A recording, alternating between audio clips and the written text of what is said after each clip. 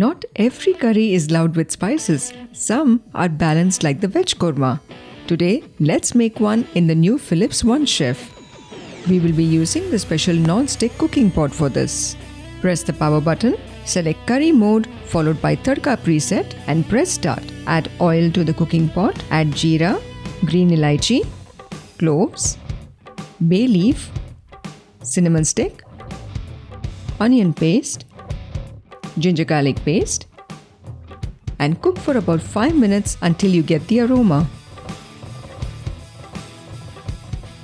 Add haldi, coriander powder, degi red chili powder, fresh tomato puree, and cook for about 5 minutes until the masala thickens and the oil releases.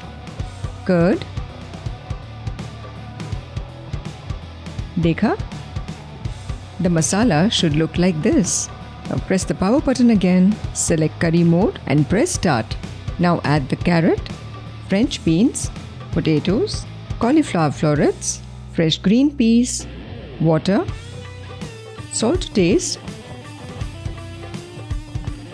and cover with a special glass lid and let cook for about 15 minutes until the vegetables are tender.